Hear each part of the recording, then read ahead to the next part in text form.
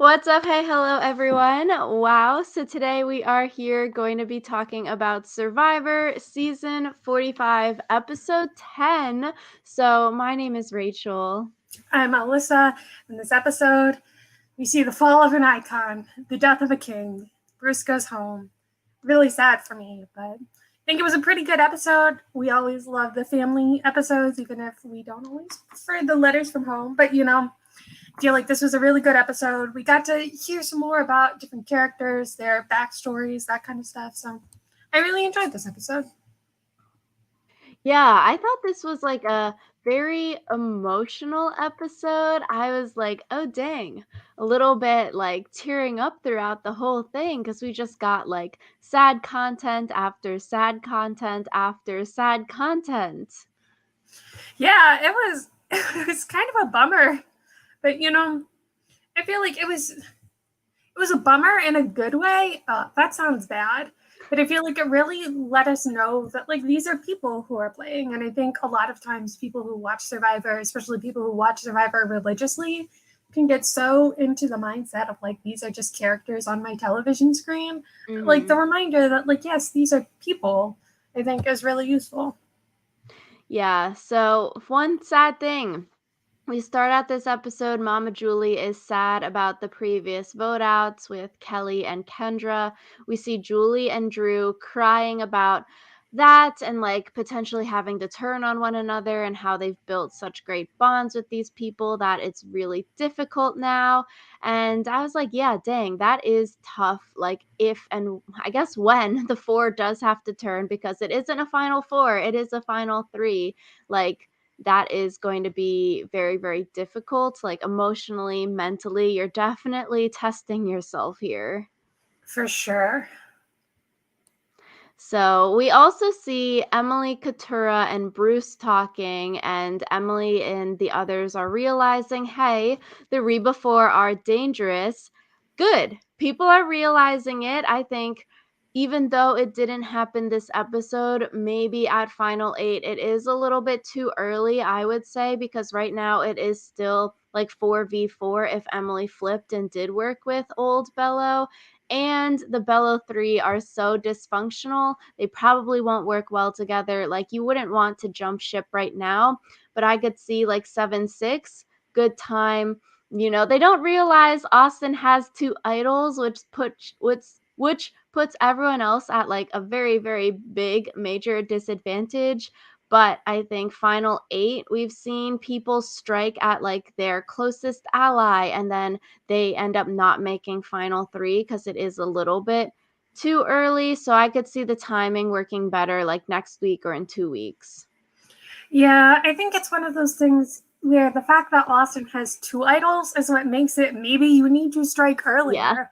Because, like, even if you have to flush an idol, like, flushing two idols takes longer than flushing one idol, which, feels like it should be obvious. But Which basically the Reba 4 are stacked, which everyone else doesn't know about. And if they did know about it, yeah, I think then waiting is a little bit bad, but considering they don't know, like, what can you do? You wouldn't expect them to have two idols. They have Drew's like safety without vote advantage where he can just leave tribal council. So basically, like, some of the Rebas are going to be making it further into the game because they have all of these advantages, which other people don't know about. So, yeah, I think if you don't know about it, yeah, maybe waiting. If you think everyone's on this equal playing field, you only maybe think there's one or two idols out there, not three idols, Austin having two, Bruce having one. And because Bruce's idol was so public, they're like, yeah, we need to get him out. Let's flush his idol. So good for Reba for keeping Austin's stuff secret and Drew's stuff secret. yeah, good for Reba, but also it's kind of like frustrating just because, like, watching the Reba 4 just dominate, dominate, dominate, like, it's great gameplay. It's not super fun to like watch on TV. Because I feel like we've had this like same thing happen over and over where it's like, oh, Bruce is the vote, Jake is the backup vote, and then whenever Bruce wins, it's like, okay, we'll switch the vote to someone else. Jake is the backup vote. It's like like I said, it's good gameplay from the Reba 4. Like, you don't want to turn and cannibalize your allies too quickly, but it can make the season itself feel a little bit dry. That's true, and I think if Reba 4 do start to flip, they could easily be like, "Austin has 2 idols, we need to blindside him," and then make Austin public enemy number 1. If, like, someone like Dee wanted to save herself, she could easily throw Austin under the bus like that, or even saying, "Yeah, like, Drew has this safety advantage, he could be safe and not get to vote." Basically like an idol, but less powerful, he has safety, could make it further in the game, we need to blindside him as well so he doesn't play his advantages. People still have their shot in the dark, which they could play and not vote and potentially be safe. So I think there are ways that you could easily throw your allies under the bus here, given that they have these advantages. And it's like all 4 of the Reba people are dangerous in their own ways, whether it's advantages, challenges, strategy, or even we see Mama Julie become like a bigger threat this episode, given the whole like motherly figure. Who wouldn't want to give her all the money? Yeah, I thought it was interesting that they specifically brought up like Mama Julie's threat level. So I feel like in this episode, 2 different people were mentioned as distinct threats. Because when Emily, Bruce, and Katura were talking, they're like, "Do we know who is the one making all of the decisions?" And the first person that's thrown out is like, "Is Dee the one making all the decisions?" So I feel like Dee was kind of established as the ringleader of Reba, even though it was kind of like a throwaway line. I feel like it definitely was something that was mentioned. And with her previous content, it definitely seems like Dee is perceived as the leader of the group, even if she is not. But I assume that she is. And then we also had Mama Julie specifically being mentioned by Katura as a threat because she's so nice. And Katura's like, I would give her $1,000,000. So yeah, I wonder, that could be like foreshadowing for Mama J is the one who wins, could be just mentioning why she's a threat. But I think it's so interesting that Austin hasn't really come up as a threat as much, even though it's like, I would say from a purely strategic standpoint, he is the most threatening because he has both of his idols. And so it feels like the women of the Reba 4 are the ones who people are more threatened by, or at least who we're supposed to believe people are more threatened by. Yeah, I think that's interesting, and maybe it's because, like, Emily is aligned with Austin and Drew more than she's aligned with Dee and Julie, which later when we get to the reward challenge, maybe that's changing a little bit.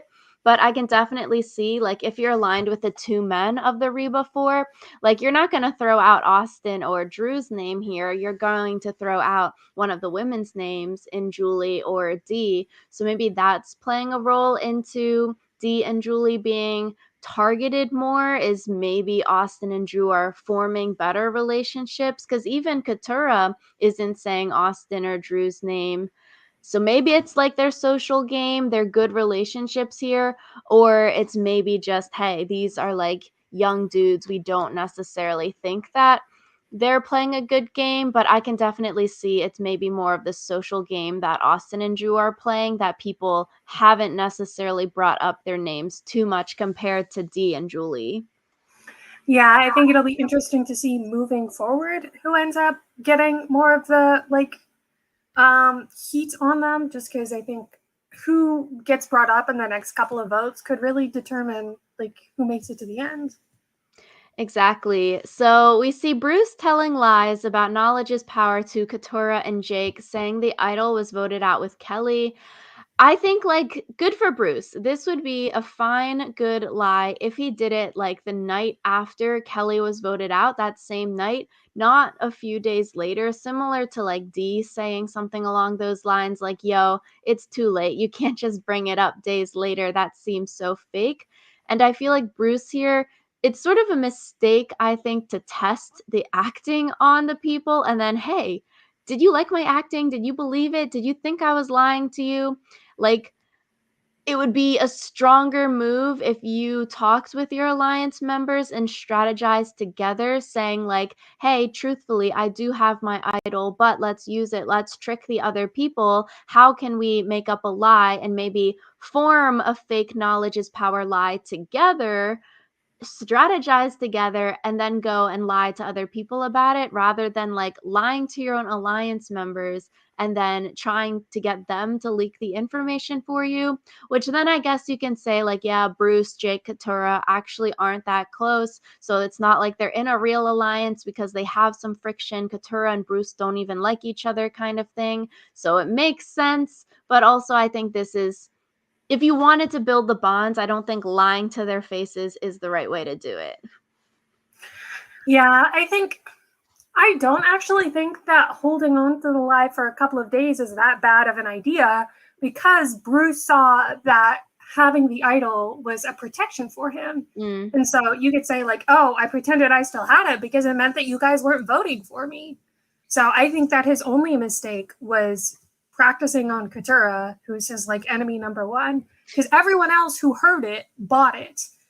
I feel like Dee saying like, "Oh, you can't just say that a couple days later." Like she already knew that it was fake because Katura had just told her that it was fake. I feel like sometimes people are like, "Oh yeah, I obviously knew that it was fake," when it's like, okay, but we didn't hear anything before you heard that it was like a ruse, you know? Like Katura saying like, "Oh, I didn't believe Bruce for a moment." I'm kind of like, okay, not sure I believe you that you didn't believe him, just because like you can say anything that you want afterwards. So Yeah, after the fact, people can always change their stories. I do think it was a good read from Bruce here, though. Like, thinking that Jake would be spilling the beans, so let's lie to Jake and not actually tell him the truth. So he would go spill the beans to other people, which Jake ended up doing. So I think that's a good read from Bruce. But then I feel like telling Jake after you lose immunity that you were actually lying to his face because you wanted him to spill the beans to other people, I think that's just a bad look. Like, yo, why did you lie to my face and now why are you backtracking from it? I think like if you're going to lie, you got to stick with it, because if someone came to me and was like, "Yeah, the thing I told you yesterday, I was actually lying straight to your face about it." I'd feel a little bit like peeved and hurt, like, WTF, bro? I thought we were working together and you were just literally lying to me. yeah, that's hard. I feel like Bruce didn't commit hard enough. But I feel like if he had, this could have been a really interesting turning point.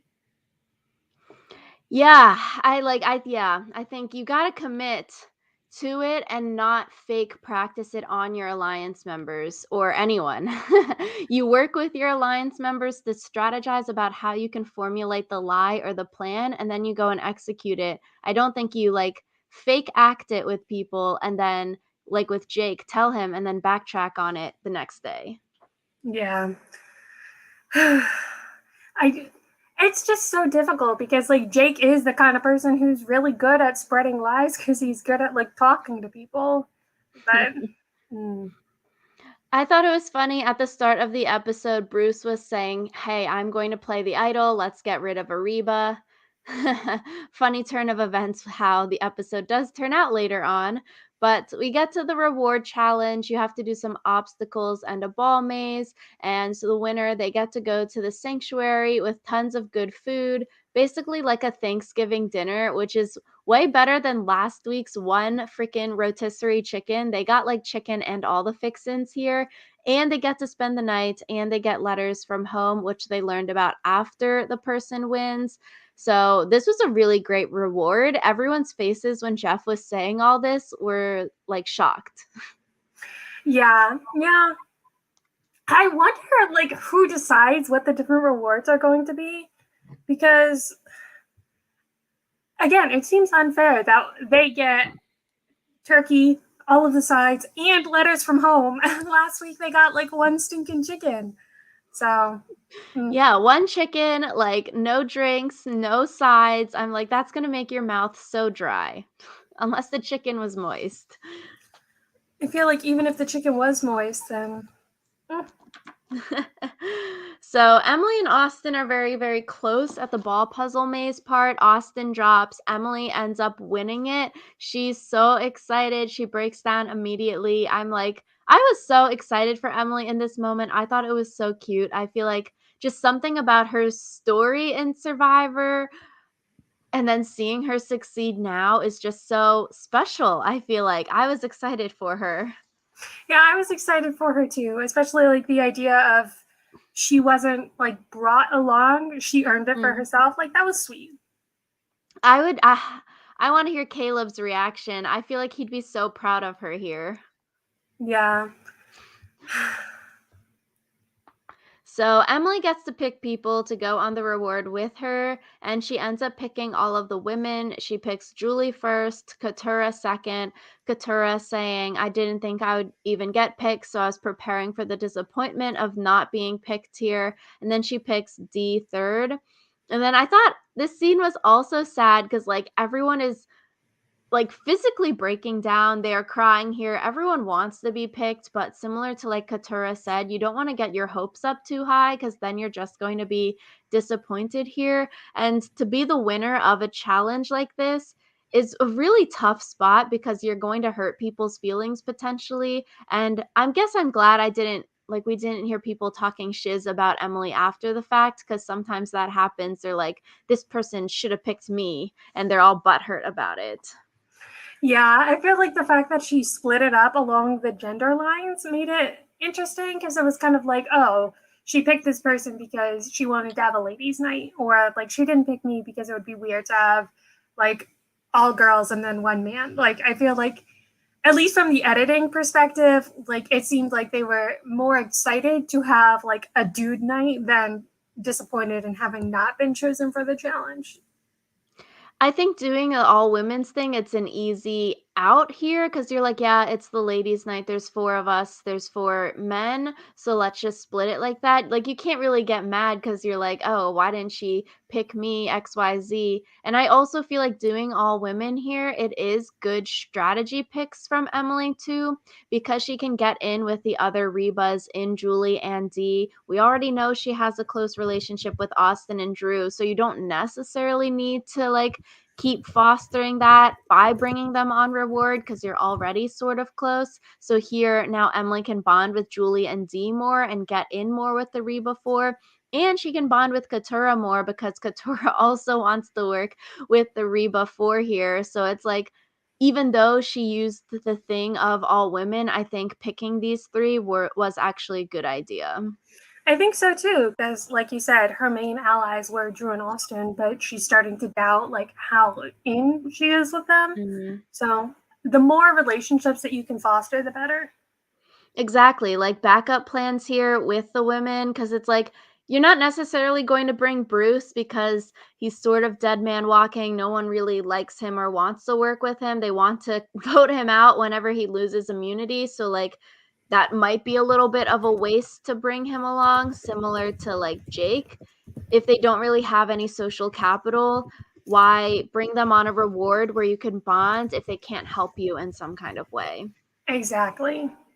So, good picks from Emily, even if she says it's the all women's thing. I think using that as like a overarching cover is a really good thing, whether she meant to or not.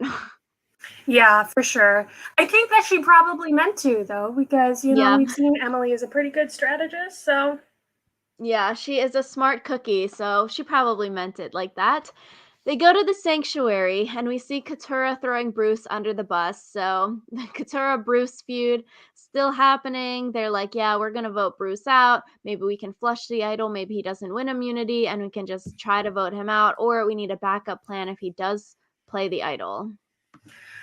yeah, again, it kind of frustrates me that Katura is so willing to throw Bruce under the bus because it's like you had a plan that would not make you fifth in the Reba 4, and then you kind of just threw it away. Like, I understand last week Katura like sticking with the Reba 4 because if you're going to be at the bottom of 5, it doesn't really matter which 5 you're at the bottom of. But then it's like when you have a chance to flip it, like flip it. So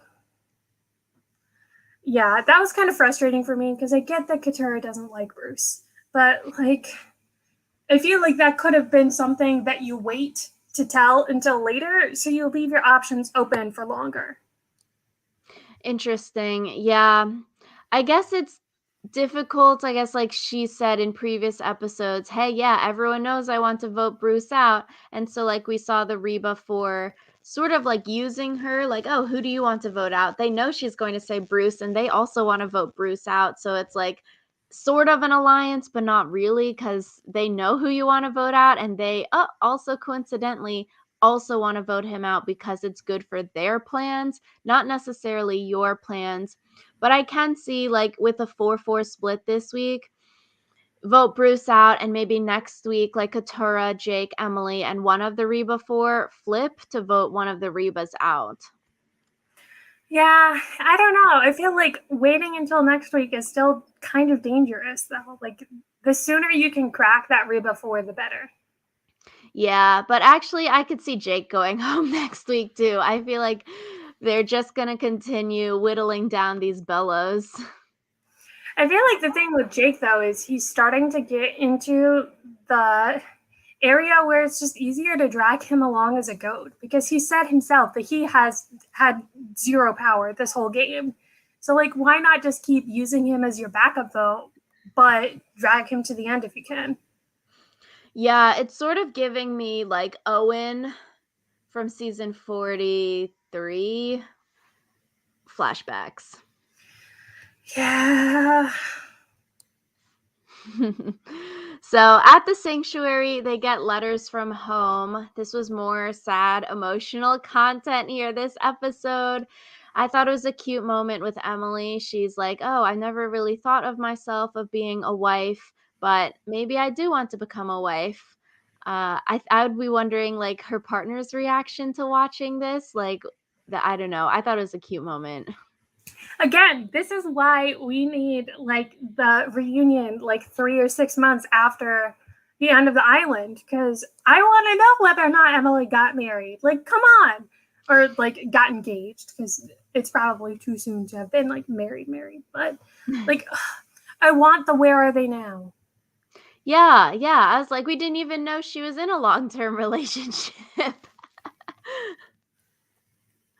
So, Katura's letters also, she gets one from her mom, even though they have had no contact for the past year, which I thought was like weird. Like, how would you get a letter from someone you're not in contact with? Like, maybe she put her mom down as like an emergency contact on Survivor paperwork. So then that's how they got it. Or like another family member snuck a letter from her mom into the letters here, which I feel like, I don't know, just weird on production that you would let something like that happen by accident or on purpose because you know that she's not in contact with a family member. How does a letter get in there from that person?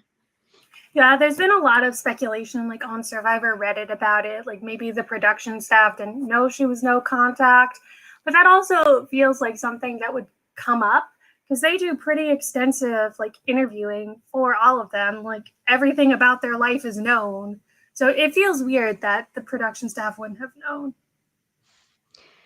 Yeah, and it's like Katura says very like blanketly, my whole life story is sad, and then there's just no more information. She doesn't divulge anymore, which is her right to do. Like, she probably shouldn't and wouldn't want to share this stuff on national television.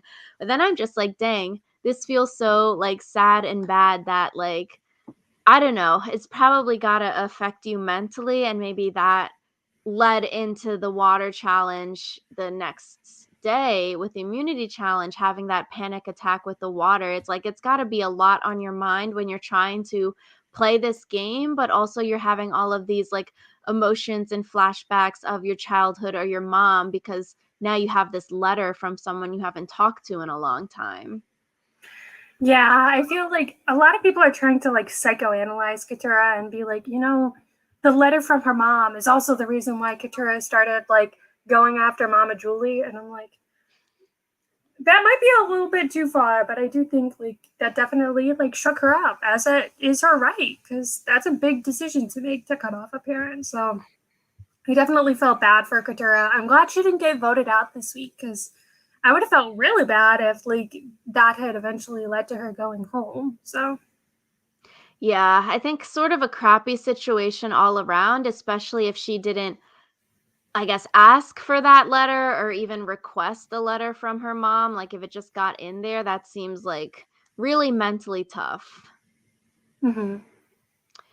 So while the women are at the sanctuary, the boys are having a boys' day and they're farting, burping, letting loose. I thought this music montage here was wild. Like, this was the funny part of the episodes. I feel like the editor probably had a lot of fun editing this because it was cute. I liked all of the jump cuts and like them doing weird stuff.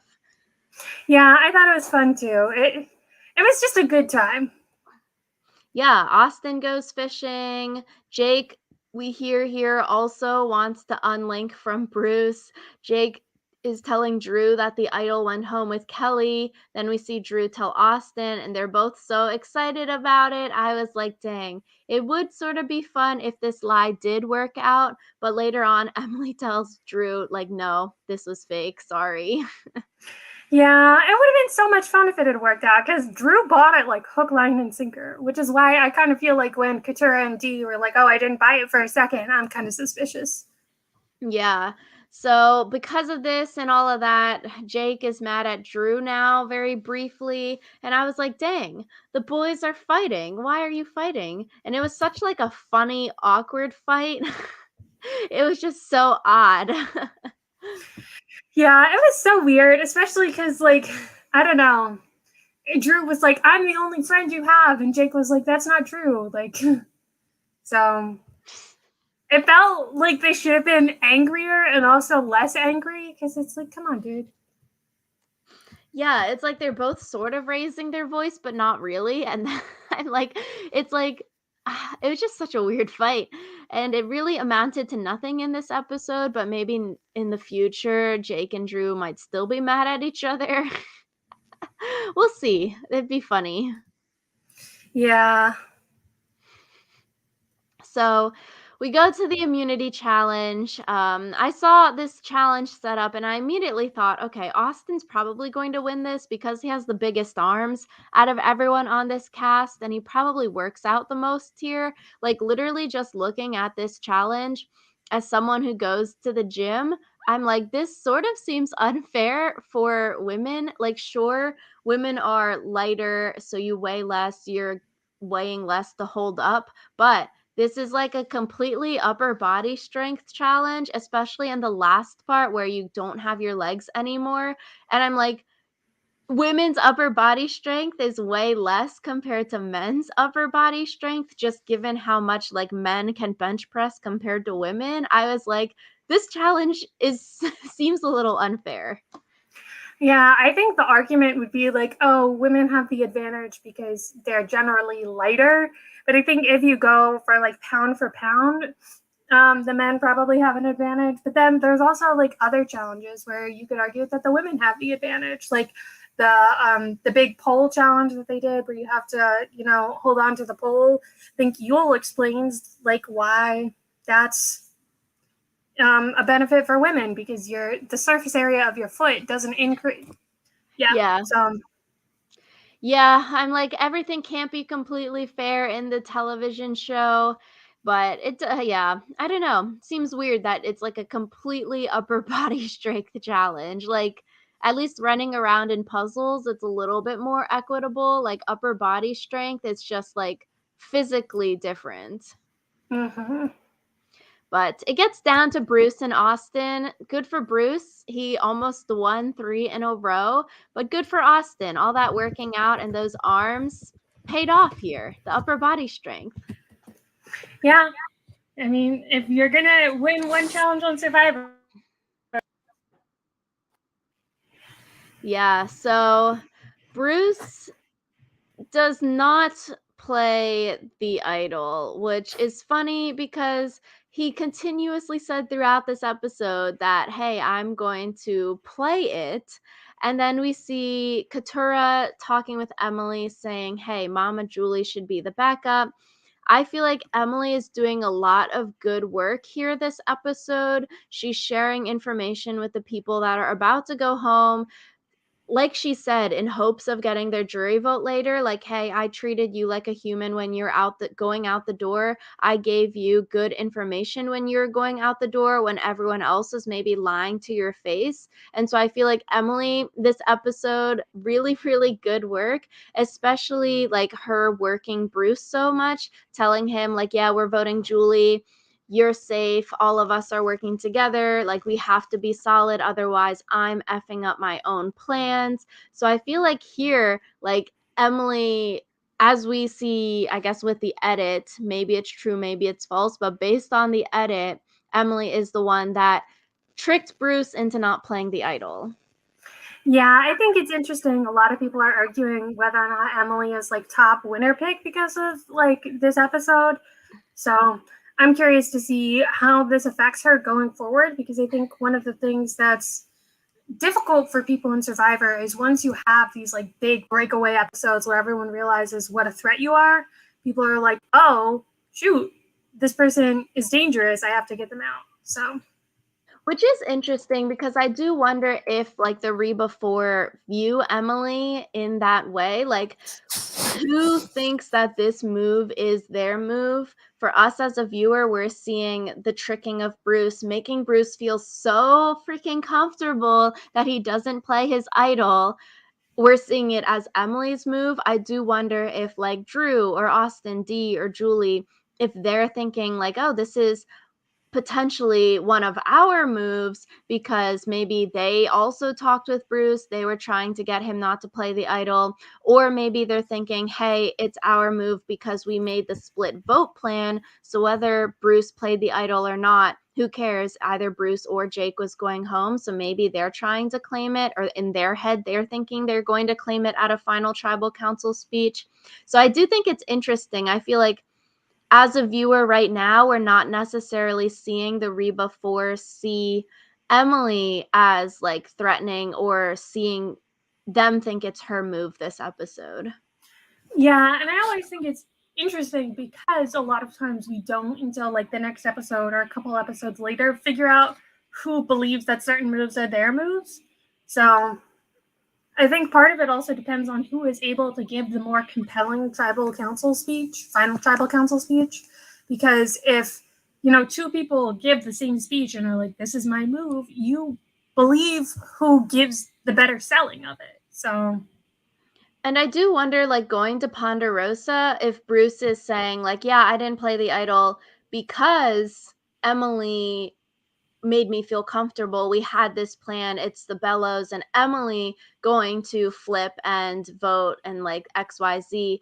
Or is Bruce going into Ponderosa saying, like, yeah, I feel cheated by Emily. She made me feel safe and Emily and everyone flipped. But I feel like for Bruce, seems like a, nice person, probably is going with the former over the latter here. And it's not like Emily was the only person to flip that you would feel so butthurt. Like, all of the votes were against Bruce with the split vote here. It's not like only Emily flipped and Jake and Katura did vote Julie with you. So I could see if Bruce does go to Ponderosa and is telling them, yeah, Emily made me feel comfortable. That's why I didn't play the idol. And like Caleb is there, probably rooting for Emily really, really hard. I could see that doing good things for her on the jury. yeah, I see that too. So, I don't know. I really want to see how this plays out and if Emily is able to make her case at final tribal council, because it feels like if she gets to final tribal, she could be the winner. But I don't Yeah. know for sure. I also feel bad for Jake here at Tribal. He's saying that, he's feeling disappointed in himself for not knowing what's going on. He feels like he would be better or should be better at this game, which is giving me those Owen flashbacks again. And then he's also talking about like insecurity as a lawyer. And I thought this was funny because then it cuts to Julie and Katura. And it's like, actually, we've got 3 lawyers on this tribe, but only Jake is the one that is truthful about it, and everyone else is lying about it. Yeah, so that's going to be a fun revelation whenever it comes out. I So, really hope Jeff asks about it, like, at the end, at, like, the the after show. reunion. Yeah. And when Jake is talking here, we also cuts to the jury and like we see Kelly saying, I feel bad for Jake. So I wonder if that's like, oh, like it could be a good thing or a bad thing. Like, good thing because they feel bad for you, but also a bad thing because you're blatantly saying you don't know what's going on. So you might not get votes at the end. Mm-hmm. Poor Jake. So basically at tribal, everyone says, yeah, I think the idol is going to be played. Bruce does not play the idol, which I'm like, dang, that sucks a little bit embarrassing. I think you get voted out the second time, you're not safe, and you have a hidden immunity idol, and people were trying to target you the past few weeks when you were winning these immunity challenges. I really wish we had Ponderosa because it does seem like the first three members of the jury don't really like Bruce. So I would want to see that like interaction when he gets voted out because they were like cheering during this time. Yeah. I feel like there's so much disagreement about whether or not they were cheering or like applauding Bruce's game. And I'm kind of like, my guys, they were pretty obviously cheering. You feel like Yeah, people I'm who are like, like, they were just applauding Bruce's game just don't want to admit that like sometimes people are a little bit mean. yeah, because we know at least Caleb and Kendra are a little like iffy about Bruce. Maybe Kelly has some sentiments against him too because she was like, hey, I do want to vote him out, I can't be hitched to his wagon, he's a sinking ship. So maybe she has some animosity there towards him too. So I'm like, there's a lot of drama probably at Ponderosa. Yeah. Too bad we don't get to see it. They're taking away the good stuff. But I thought this was a fun episode. I'm excited. Hopefully, the Reba 4 can start to infight soon. Guess we really only have like 2 weeks left of Survivor, which is really crazy. Yeah, it's going to be wild to see this, all wrap up because I feel like there's so much still up in the air. There's a big argument about whether Dee or Emily is going to be the winner. Just, I love it. I love the Yeah. drama. I'm so excited for Survivor in these upcoming few weeks. Let us know in the comments down below what you thought of this episode. Did you like Bruce getting voted out? Did you not like it? Were you surprised he didn't play his hidden immunity idol here? Let us know in the comments below. Thank you all for